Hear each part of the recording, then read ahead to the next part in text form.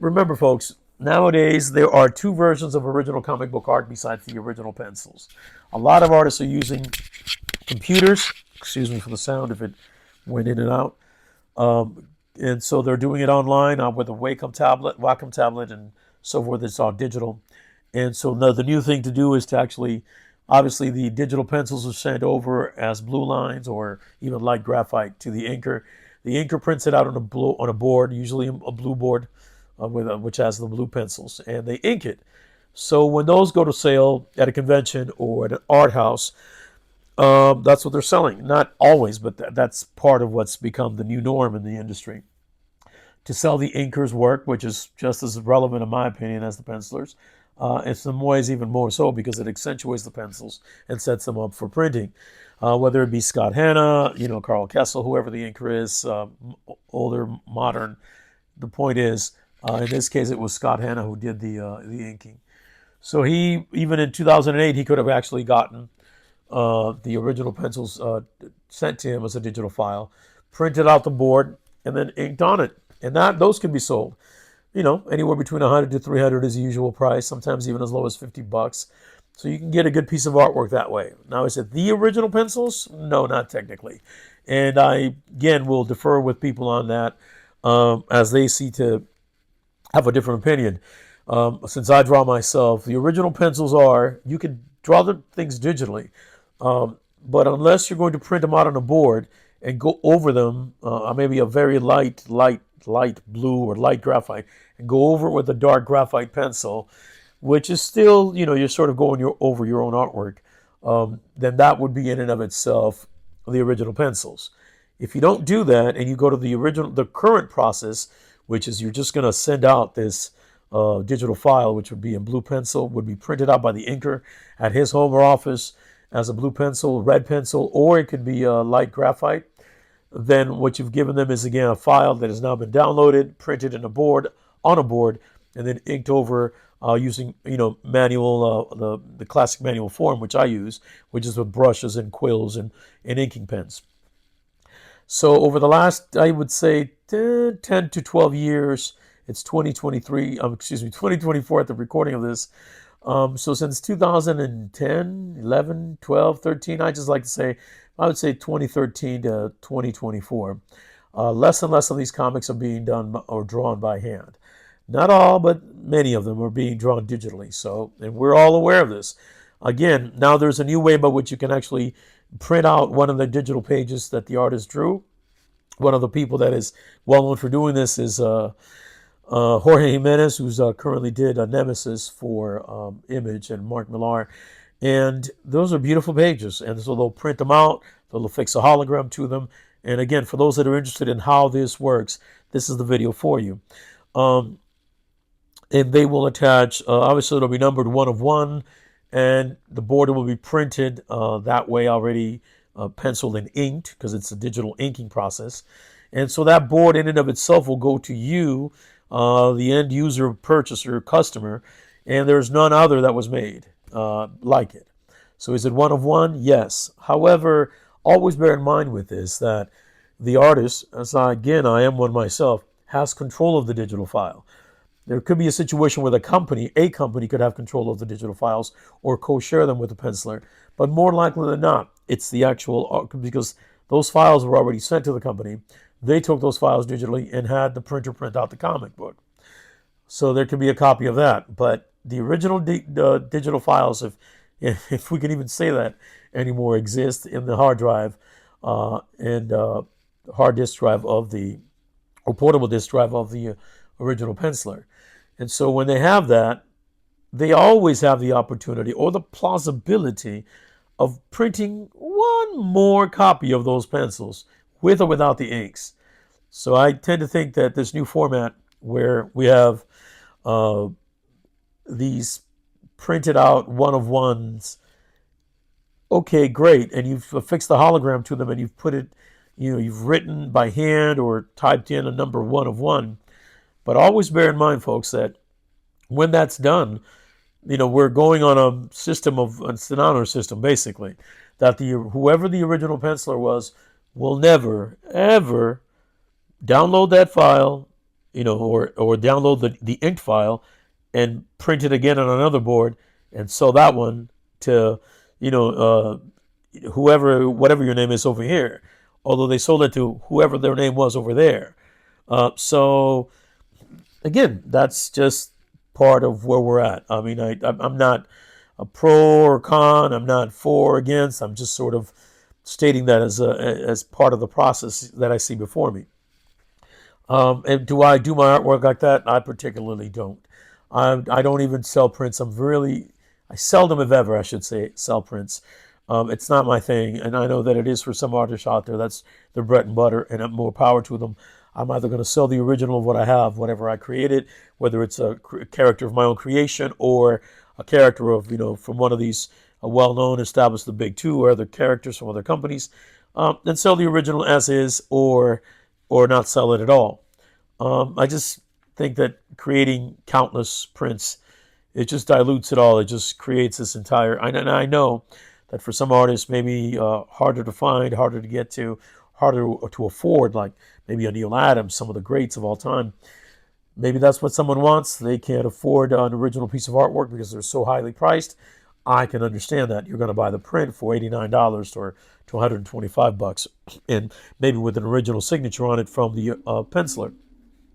I myself, that's not something that I particularly follow as far as my purchases for original art. It being my own independent art dealer that I have become over the last 10, 15 years. And I personally, with my artwork, don't create such to sell. So it's either the original or pretty much nothing at all. Again, I have made prints, but it's like we're talking about 3 prints, or I've sold 1 of 5 or 1 of 4. So I have done it. I stipulate that here, but it is not my preference really by much. Now,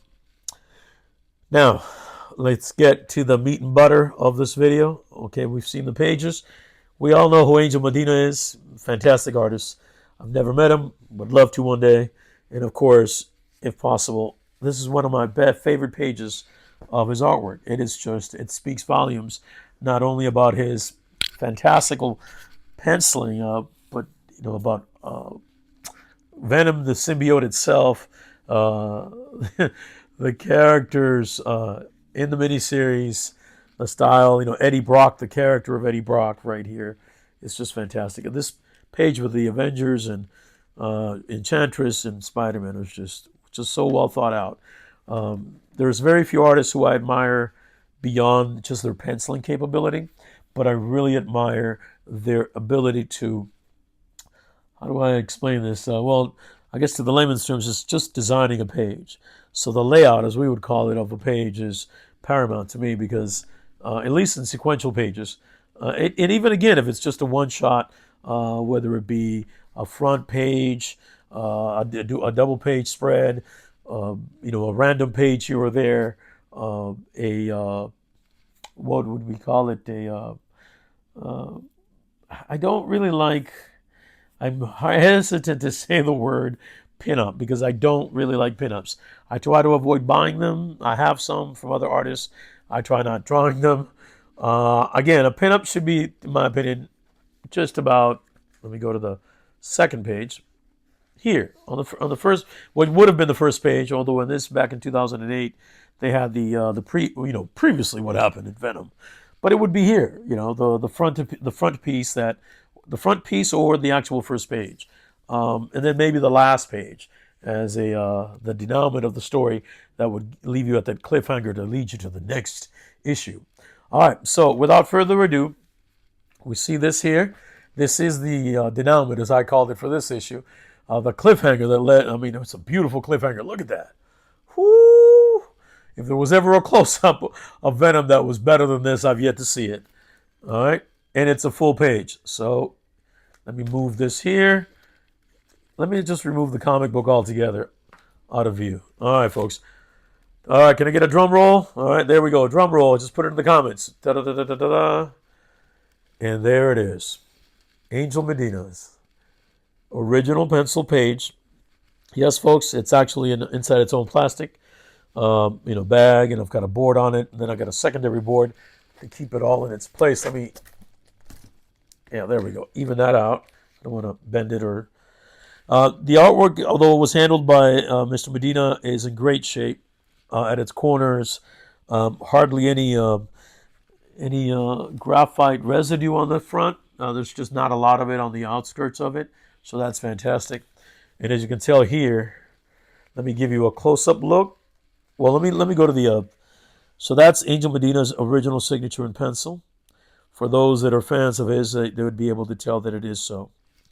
I could take this out and show you the back. I don't know if he did a sketch. Sometimes he does, but I'm not going to do that on this video. I don't want to make this too long. We're already here at 17 minutes, folks. All right, so I hope this brings you some fun and joy in your day. And I wanted to share this with the community out there in general that enjoys comic books, unboxings, comic book art in general. This was done on a piece of Strathmore. It was not actually a Marvel page. I think there was some writing here. Oh, he just wrote Venom in blue pencil. This was actually, that's right, issue 3, page 22. He wrote it in light blue. And you can tell the graphite there. You can see it, folks. How beautifully well done this was. I mean, it's just amazing, amazing. I was contemplating actually maybe even selling this piece, and now I'm reticent, so reticent to do it because I don't think I'll come up with as beautiful a piece of artwork that was fully penciled. Again, out on eBay and some other markets or websites, you might find sketches done at conventions or local shows by Mr. Medina, and those are great. Don't get me wrong, but this is the entire page that was actually shot. The stats were done and were shot and used for the comic book. All right, let's see if we can get a double image here. All right, folks, if hopefully you can get a good view there and you can see it. Yep, there we go. So there it is, page 22, issue number 3 of 5, Venom, Dark Origin. And again, this should go without saying, but you never know with so all kinds of folks out there. This isn't a brag. This is not a bragging video. This is just something that I happen to have lucked out on and added to my PC of original art, and it is one of my favorite pieces of all time. Now, there are other great artists out there. Again, I don't make any statements here for what you may consider your favorite artist, top 5, top 10, top 20. I draw myself, I ink myself, so I have a lot of artists that I actually enjoy, all the way down from, the great Neil Adams, who just recently passed, I believe last year, to, more current comics of the 1980s, Tom Lyle, Joseph Rubinstein, who's one of my, the godfathers of ink, along with, we just rattle off names forever and ever here. Tony Akins, who's a great inker himself. Who am I missing here? Bill Everett, back in the 1950s and 60s, who did some great issues of Thor. I actually like to hunt down issues of Jack Kirby's Thor, those 12 and 15 centers that have the pencils done by him, but the inkers. I mean, I really enjoyed Mike Royer's work and folks like that. Greg Thibodeau, if I pronounced that correctly. But Bill Everett on Jack Kirby's pencils were just fabulous. I mean, there was something exquisite to see on the printed page. Imagine what it would look like this in the original penciled board. Anyways, folks, I hope you've enjoyed this. This has brought you some a good moment, a good break on your lunch or your break at work or wherever this video finds you, day or perhaps night. And I wish you all the best. Please, if you care for these types of videos, unboxings, artwork as well, whether it's again a 5-minute video of artwork that I'm tossing up on the channel of my own, or showcasing beautiful artistic work of this caliber that are professionals that have either worked in the industry and are now retired, or some that are still current, or some of the more modern artists that are with us right now.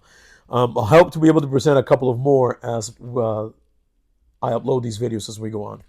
Take good care of yourselves and each other. Again, please make sure that you hit the like, subscribe, share the video with total strangers at a coffee house, and friends and family as well.